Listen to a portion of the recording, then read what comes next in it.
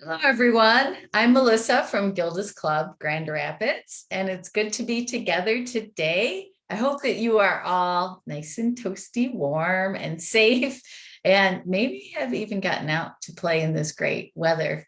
I say it's a winter wonderland as long as I don't have to drive, probably, and be out in it. But it looks from my vantage point like I'm in a snow globe right now, and I love that. So I hope you're warm and safe and you're well. And if you're new to this Facebook Live, Gilda's Club is a cancer and grief support community. Everything we offer is 100% free of charge. If you're new to a cancer or grief journey and you'd like to connect with our community, we would love to talk with you. Just look at our website. It's www. Give us a call, 453-8300. We really believe strongly that no one should face cancer or grief alone. So if you like this Facebook Live program and you give us a thumbs up, we really would appreciate that. And if you think somebody else would like it and you'd like to share it, we would love that also. If you have questions for our guest today or about our topic, or you just want to say hi or tell us something, please just do that right in the comments and we'll make sure if it's a question that we get them to our guest. If it's a hello, we'll say hello back. So we like to be interactive and to share the information and the wealth. So today we have a very special guest. We have Patrick Parks, who works at Disability Advocates of Kent County. He coordinates Absolutely Accessible Kent. Got that right? I'm so excited. This project works with communities, community groups, and local businesses to help create accessible spaces everyone can enjoy and benefit from. And there's so much involved in that. And I'm really excited to have a conversation about that. Prior to joining Disability Advocates in 2020, Patrick worked at an investment firm in Nashville, Tennessee, nice place to be, and for a public policy think tank in Kansas City. And as a substitute teacher in schools locally throughout Grand Rapids, which he's got some great stories about. So Patrick holds a BA and an MA in science and civic leadership from the University of Illinois. And additionally, he is in a current master's in business administration student here virtually. I think I messed that sentence up, but you're in school right now. Outside of work, Patrick has enjoyed competing both nationally and internationally in the U.S. national team I said that wrong. As a member of the U.S. national team in the wheelchair sport, Bokia? Boccia. Boccia. Okay. Right. Boccia is a sport, correct? It is. It's a target sport. It's similar to the outdoor game bocce, but we play it indoors with some different rule variations and just some different playing surfaces and equipment. So we can certainly talk about that further if folks are interested as well. That's great. Oh, I love that. I'm learning something already. I love this. He also serves on the U.S. Boccia Board of Directors. That's very cool. Well, welcome, Patrick. It's awesome to have you. Thank you. Thank you so much for having me. And sorry I jumped in a little bit there, but I thought I'd help with that pronunciation because I loved that you did. Yeah. So it's great to be here and I'm really excited to chat with you. Good. So for all of you, we have two really cool things is we're going to read a book and this is just an awesome book. And so Patrick's going to read that for us and then we're going to talk a bit about this book. And it's a children's book, but it has just really great information in it too. And lots of thought-provoking topics. Don't you think, Patrick? I think so. I'm really excited for the folks to hear it and I'm excited for the discussion because I think like you said, a lot of things that Shane brings up, he's addressing, more of a younger audience, but I think it has application across our society at all age levels. So I think this can help, parents, kids, obviously, but really anybody. Yeah, I would agree. Yeah. Well said. So then after that book and discussion, and then we're going to talk about this absolutely accessible Kent and what is it and how it's impacting our community and how we can get involved. Okay. All right. So you ready for the book, Patrick? Awesome. Yeah, I'm excited. Great. So Okay. we have our cover here, right? Which is the title of the book is Not So Different, and it's by Shane Burcaw. And the subtitle is What You Really Want to Ask About Having a Disability. And the photographs in this book are by Matt Carr, and Shane's pictured on the cover, and he says, "Go ahead, ask me." So with that, I think we can dive in here. So here's our cover page that we talked about. And then we can go on to the next page, right? All right, so here's Shane, and he says, "Hi, my name is Shane Burcaw. I bet you have some questions for me. Many people do. They stare and wonder all sorts of things. So I want to answer their most common questions and head on." And it's a picture of Shane sitting in his motorized wheelchair. So the next page here, starting with the first question, says, "What's wrong with you?" And Shane says, "Absolutely nothing is wrong with me. I'm just a little different. I was born with a disease called spinal muscular atrophy, or SMA for short. That makes my muscles very weak. It affects all the muscles that help me move, my arms, legs, neck, and more. I've been like this since I was a cute little baby. My body doesn't have the proteins that it needs to create new muscle, so I can't get stronger by going to the gym and working out. Scientists are working on a lot of different possibilities to treat my disease, but so far they haven't found one that works."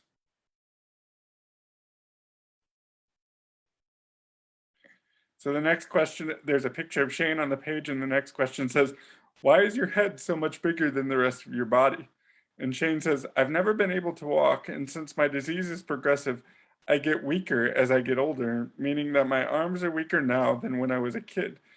Because my muscles don't grow normally, my body has stayed pretty small, but my head and my enormous brain were not affected by my disease, so they grew to normal size.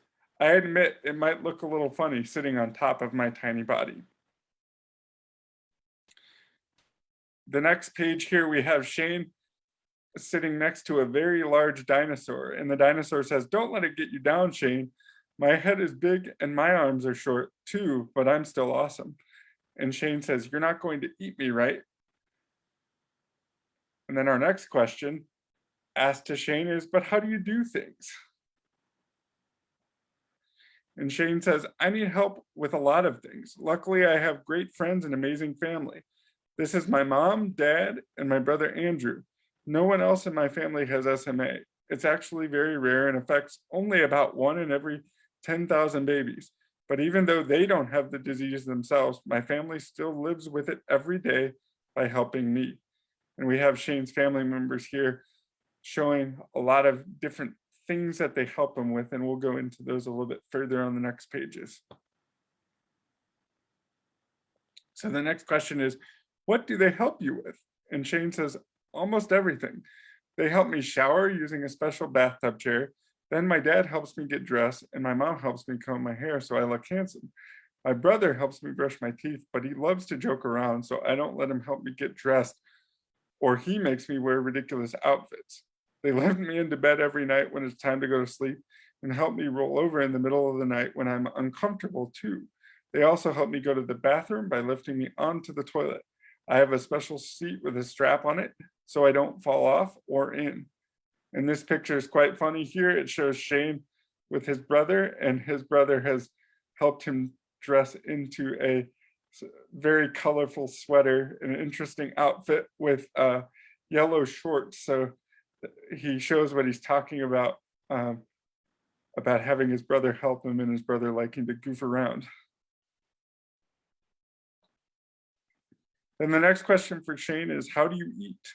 And Shane says, "I love eating. It's one of my favorite things to do, but since the muscles in my mouth are very weak, I try to stick to softer foods like mashed potatoes, mac and cheese, and pizza. Sometimes I eat them all at once. My family helps me by cutting food up for me. And here's a picture of Shane, and he's got a big pizza in front of him, and he's eyeing it very with a lot of hunger, I guess, in this picture. So the next question for Shane is, how does your chair work? And he says, although I get a lot of help from my family, I'm able to do a lot of things myself too, because I have this awesome motorized wheelchair that helps me move around. I drive it using a joystick, sort of like a video game controller. I get a new chair about every 7 years, and my doctors help me pick out the model that best suits my needs. And this is just a picture of Shane in his wheelchair, and it points out all the different parts of the wheelchair, like the wheels, the batteries, the headrest, the chest straps, the joystick, all of these different things. And Shane says, I can drive my chair about as fast as you can ride your bike, and I wear safety straps to make sure I don't fall out. He says, I can pop a wheelie with my brother's help, and I can even drive it in the snow, but it's very slippery, so I have to drive carefully or I'll crash.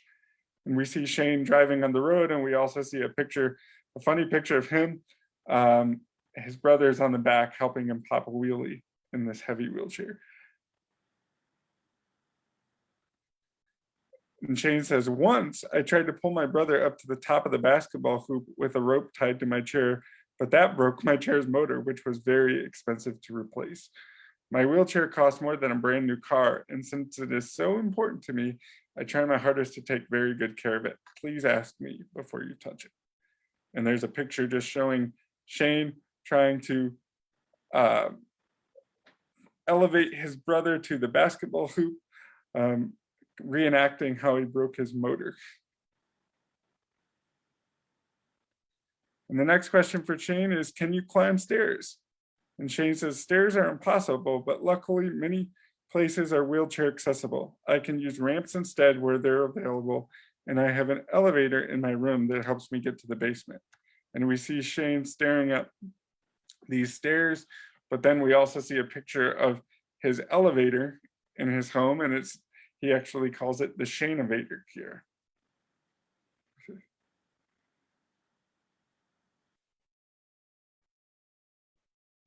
Next question for Shane is, can you drive?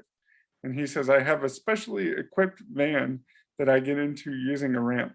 Once I'm inside, my family and friends help strap my chair to the van's floor so it stays stable when I drive.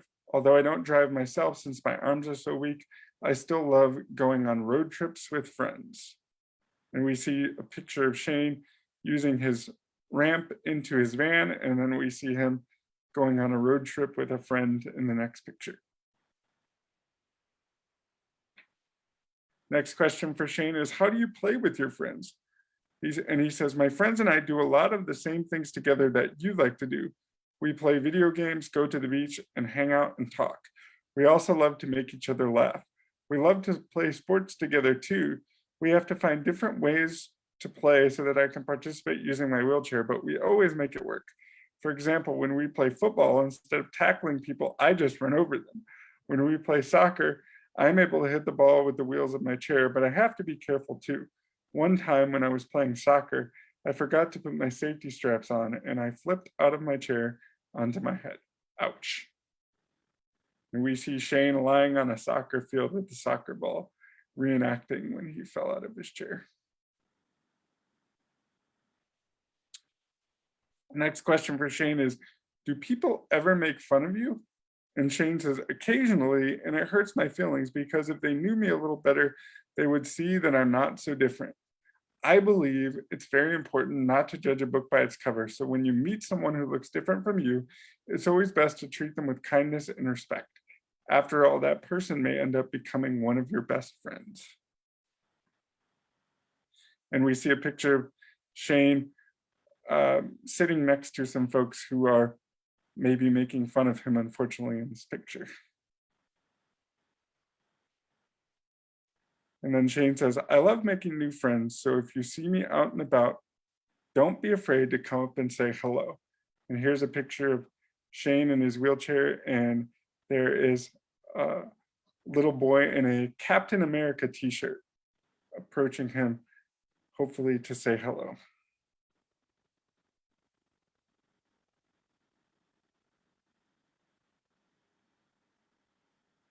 And that's our book. Excellent. Thank you, Patrick. Absolutely. It was a great story. Yeah, that's there's so many aspects and so many great questions that were presented in that book. And I think Shane does such a great job of making it accessible, like we talked about, to so many different audiences, right? It's understandable for kids and can be very helpful in that learning process, but also to some adults as well who still have some learning to do, right? And so I think he covered a lot of the major aspects. Like you said, there's always so much more we could talk about, but I think he did a phenomenal job in that story. Yeah, I thought so too. I just loved how he helps people see what you can do and what his personal comfortability is, and then what really is the also just being polite and respectful.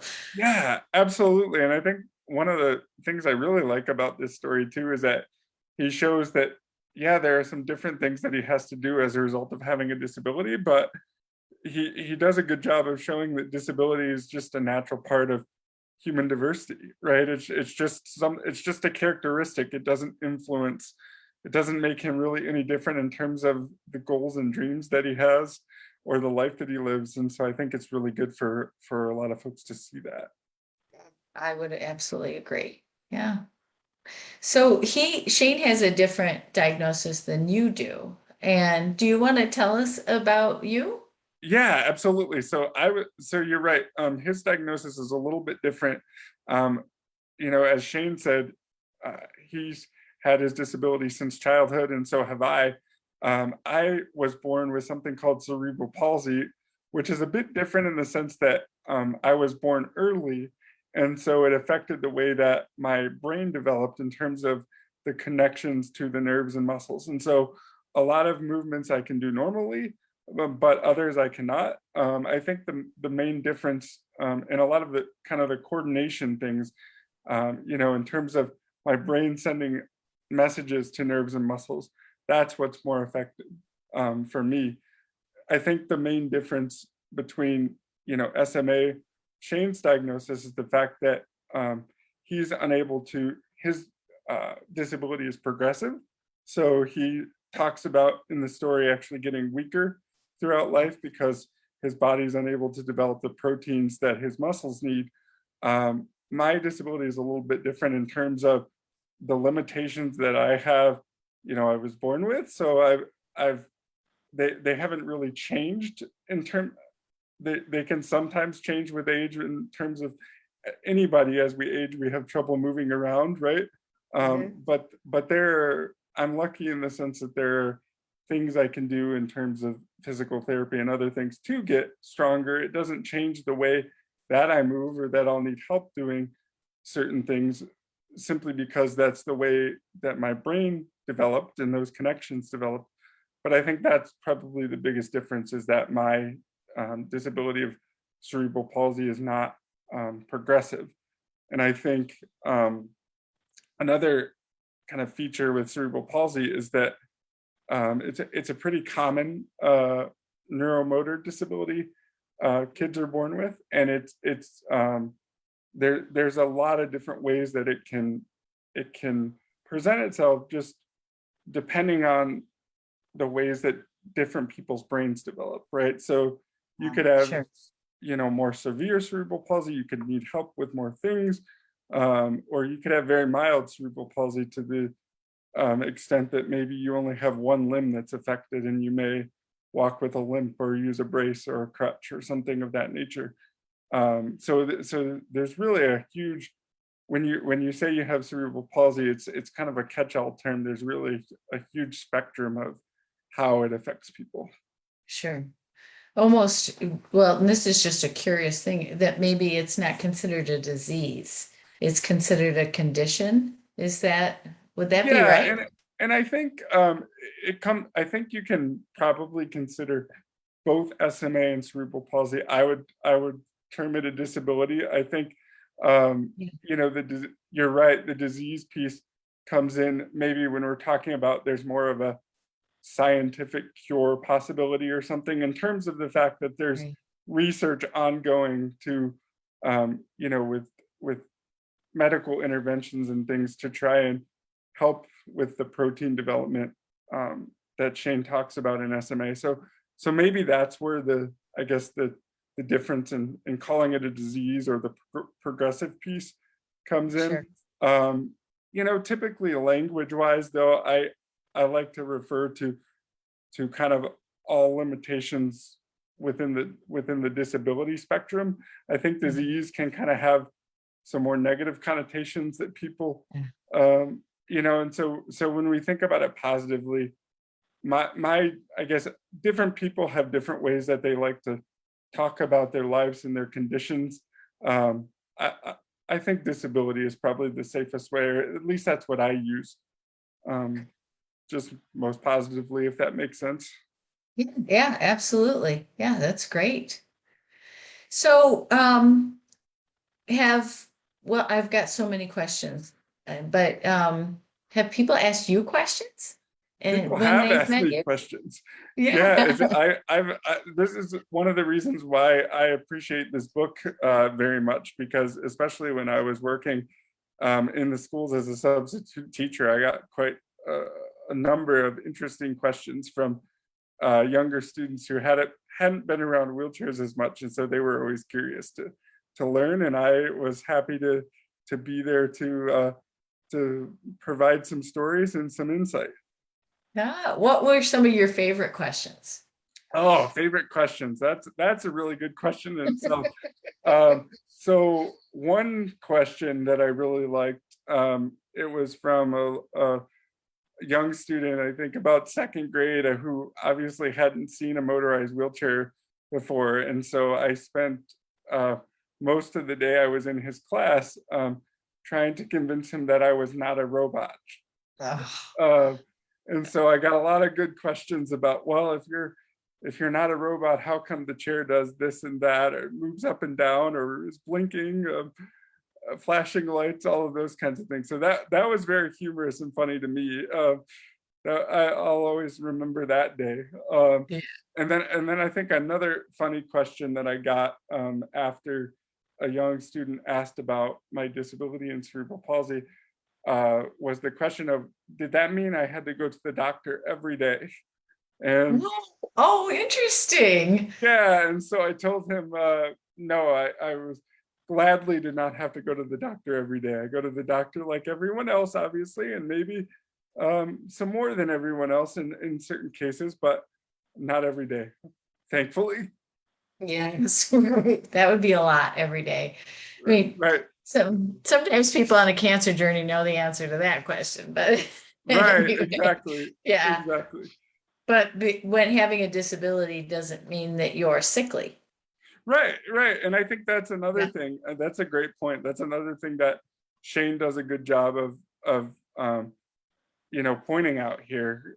Just this Mhm. idea again that disability is a natural part of life, a natural part of human diversity. And so yeah, so I mean, we talked about the idea of, do you refer to it as a disability or a disease? I think um, that's where that again, that disability term is super helpful, because yeah, disability is a difference, but it's not, you know, an experience that it's an experience that can be lived positively in a lot of cases. And Yeah. I've got a lot of friends with disabilities, you know, myself included, you know, who have talked about the fact that our disabilities have brought us into contact with some wonderful people and some wonderful experiences. And we've always kind of wondered, you know, would our lives be what would our lives be like if we didn't have a disability? So sometimes Mhm. that question of, you know, would you change your disability or would you change your circumstances? It's very hard to answer, because you know,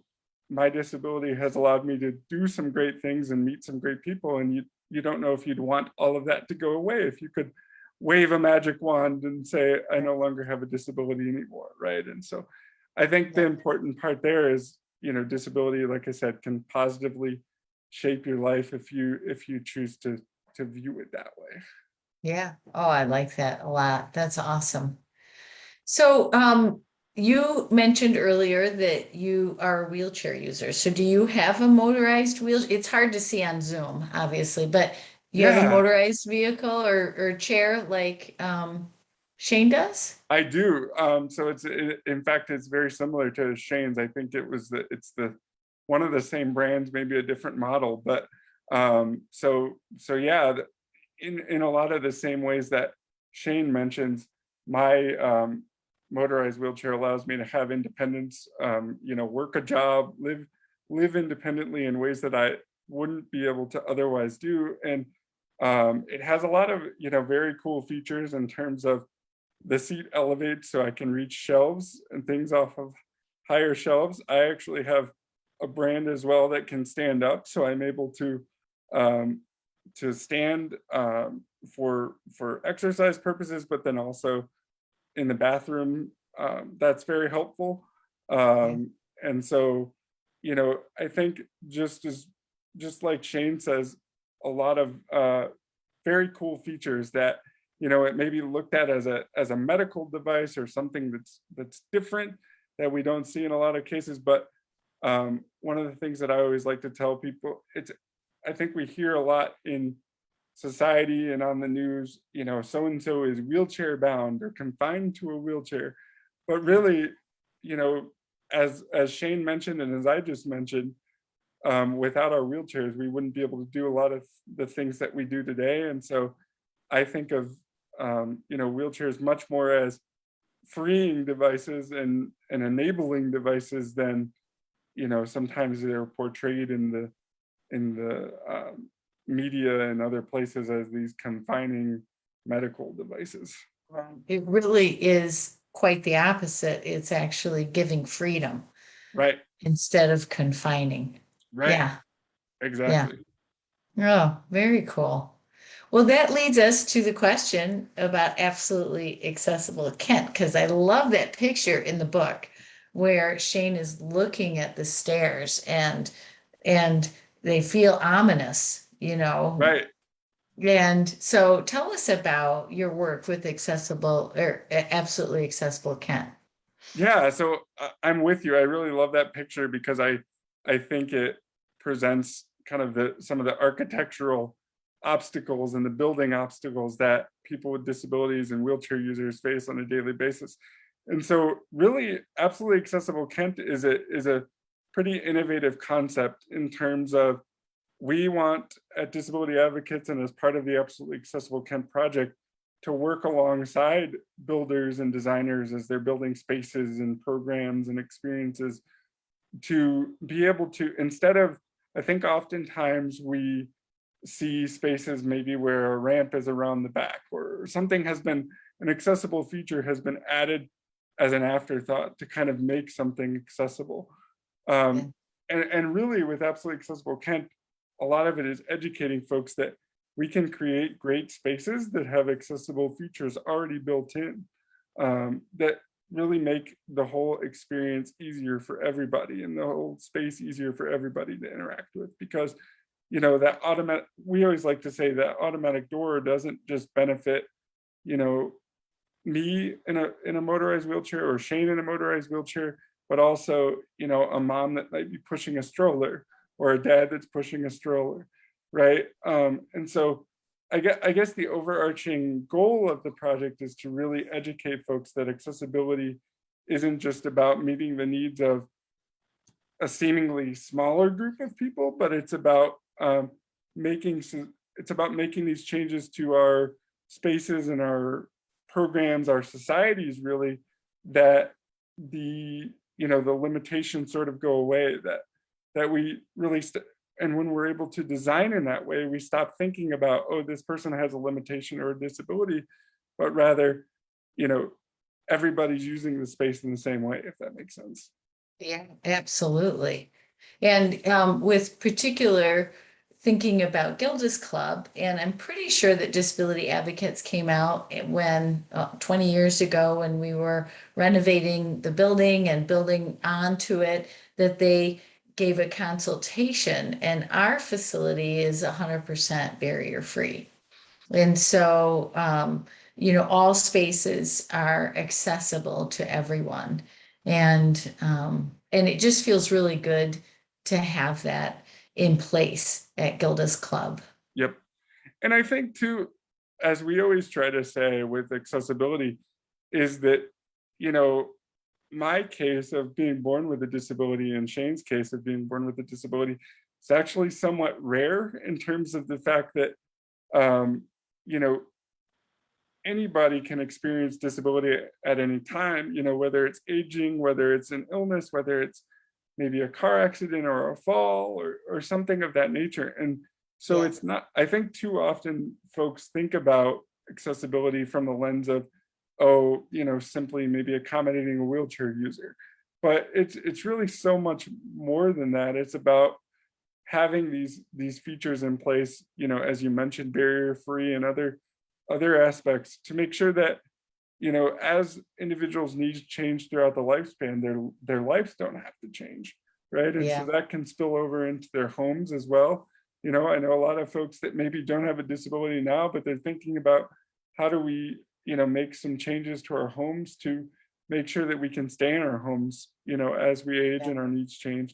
So I think it's, if I had to say kind of a broad focus of Absolutely Accessible Kent is getting folks to think about the benefits of accessibility rather than just, it's complying with the Americans with Disabilities Act, or it's, it's something we do. Just, it's more about, there's a social benefit to it rather than just a compliance benefit, if that makes sense. Yeah. Oh, yeah, I agree. Yeah. I'm thinking a couple of things here is that we've been talking about building accessibility mostly, but I'm thinking about disability advocates' work and the busing system and increasing the, first of all, getting accessible buses and then increasing the dates, times, and service availability and where the buses go. That not only helped people with disabilities, but everyone. So not too many years ago, the bus didn't run on Sundays or Saturday afternoons in Grand Rapids. And through the work that Disability Advocates has done and Dave has done, and I'm forgetting the name of that group. It'll come to me in a minute. But that they increased the millage for the buses over all of these years. And so now people can get to church, they can work on Sunday, they can, get downtown, and it's just so much more accessible. Exactly. And that's a perfect example of, a solution that if you look at it narrowly, it may seem like it's only benefiting or primarily benefiting someone with a disability, but it has this kind of broader societal benefit. I mean, you think about even smaller things like captions, you think about texting.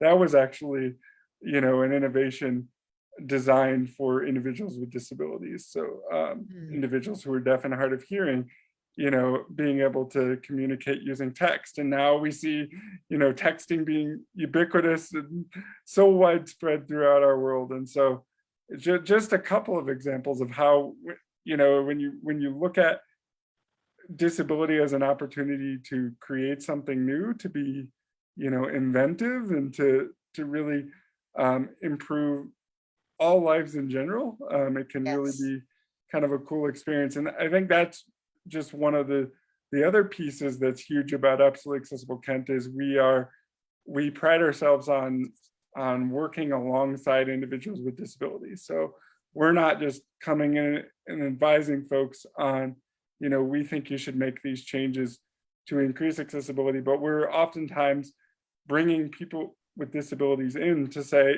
this is how I would use this space, and what if you made this change or that change?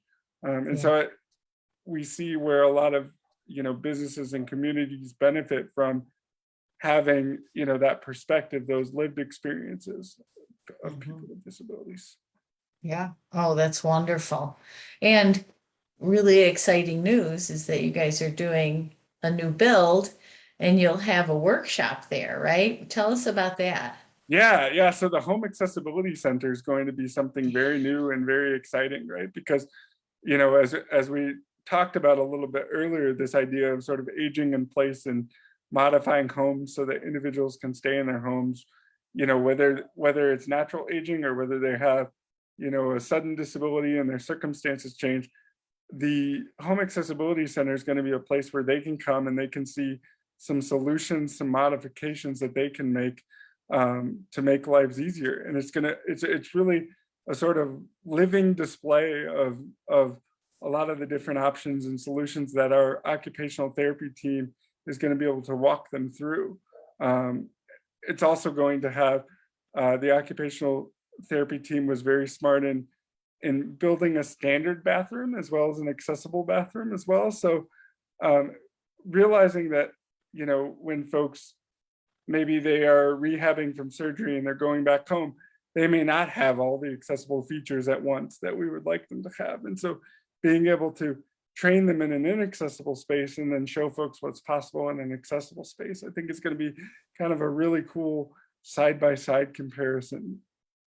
Oh, that's great. And they could show them what equipment could really help. I know that when my dad was declining from his dementia, that disability advocates came in and taught my mom how, and we brought in, we borrowed from your library some equipment for the bathroom that really made a huge difference for my father and my mother in managing him in the bathroom. It was awesome. Yeah. Yeah, it's amazing how much equipment is actually out there and how something, maybe as simple as, even in the book we just read, Shane talks about a toilet chair or a barrier-free shower or something of that nature. It's amazing how life-changing some of those things can be. Even something as simple as, a little reacher that you can use to grab things off the floor. I use one quite frequently, and it seems like a small thing on the surface, but it's something that really gives a lot of independence. And sometimes if you're new to the disability world, you may not know that those things exist. And so the opportunity to come to our new space and to really get insight from folks, but then to also physically try things out is going to be, I think, amazing. I think it is great. And I gotta put a little note in about those reachers. I have one at home and I just really could not live without it. Right. So I love it. Yeah, that's a perfect example of see, everybody can benefit from something like a reacher, designed for someone with a disability, but has other benefits as well. Yeah, I'm pretty short. And so being able to reach things, put things up on a shelf, there's so many reasons for it. Anyway, that's a whole aside. But yeah, I would absolutely agree with you that people are not aware that things we use every day that were designed for a person with disability are opening up doors literally for people that don't have mobility or physical challenges. And they're using them every day and don't even realize it, like texting. Try to get somebody to pick up a phone nowadays. Can't do it, but they'll text you. So yeah. So it's really incredible to have this perspective. I'm so glad you brought that up, Patrick. Yeah. This has been great, and I've really enjoyed the story, and then just talking through some of this, because I think unfortunately there's still a lot of work to do. We like to say moving away from that medical model of thinking about disability as just a medical diagnosis, right? And thinking more of the social model that it's not just the disability or the diagnosis. That's not something that's inherent to the person. It's how our society and how our environments respond. And so if we can get more folks innovating around that and thinking around that of how can I make this user friendly? Again, the disability piece starts to go away. Imagine if, in the book we just read, if we had a nice long ramp instead of those stairs that Shane was staring ominously at, right? So it's really, I think when we start to look at it more positively and as opportunities for learning and creating, I think we can arrive in some really cool places. Yeah, I would absolutely agree. And I think that Gilda Radner, it was so wise in her saying living with and focusing on that living piece, not wishing I didn't have or, whatever, but making everything accessible so everyone can live their best life and focus on that piece. So, right. I love that idea of living with, and I think that yeah. really dovetails nicely with this idea of, in the disability community, even though there are, sometimes some different preferences, like I said, on languages, but we always try to emphasize the idea of person first, right? Person with a disability or living with a disability, rather Yeah. than the disabled person or the disabled community, right? So really that empowerment language, and like you said, that's really so powerful to be thinking about living with, as Yeah. opposed to, if I didn't have this, what would I do? Kind of living retroactively, but living with. I really like that. Yeah. Yeah. Oh, yeah. Well, we are really running out of time here. It's been such a great discussion. Thank you so much for coming on, spending time with us, sharing your personal story as well as your work that you do here in this community. Very, very important and so appreciate it. And if anyone that's watching is new to hearing about disability advocates of Kent County or Absolutely Accessible Kent, we will put all of their contact information in this post. And so reach out to them. They have incredible amounts of services and connections and resources. And even if you want to just call them and say, I don't understand, please tell me more about you, that's great also. So thank you again so much, Patrick, for being with us. Absolutely. Thank you, Melissa, for having me. This has been awesome. And I look forward to future conversations as well. I'd love to come back. Yeah, I would love to have you back. Yeah. So, and as we wrap up the whole discussion, I do want to say that not everybody with a disability or that's a wheelchair user or anything like that is as open as Patrick is. So it's always, as Patrick has said, person first. It's always a good idea to ask, can I ask you a question? Or ask, do you want some help? Because not everybody does, and not everybody needs help. And before just rushing in and asking questions, certainly it is always polite to ask before you touch someone's wheelchair. And if they say no, say thank you. And that's the way that is. So politeness, kindness, and respect are always the best ways to go. So I think I'm off my soapbox. That's all I have to say about that. I think I'll just wrap up. Yeah, thank you all for joining us today. And we hope that you're all safe and that you're well. And we encourage everyone to wear masks and keep your hands clean. And certainly if you're not feeling well, quarantining. And I know it's looking a little blowy out there, but I always encourage people to get outside for a little while. That's why we live in this great Michigan state, and most of us have some good Michigan outerwear, and so spend some time throwing some snowballs at somebody or just enjoying it.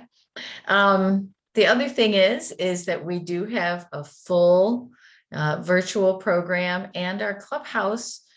Not today. So today our clubhouse is not open because of the weather, but on other days when the weather is okay, that we are having in-person groups. If you are wondering if your group is meeting in person, you can either look online or you can give us a call and we can help you get reconnected with your group. Or if you want to meet with us virtually, we'd love to help get you connected there also. And again, if you're new to a cancer or grief journey and you'd like to get into one of the groups or connected with our free support program, please give us a call, 453-8300, or look on our website, gildasclubgr.org. There's a calendar there, and there's a way that you can communicate via email with us. Well, take care, everyone. Stay safe, be well. And you too, Patrick. And we'll see everyone in a couple of weeks. Take care.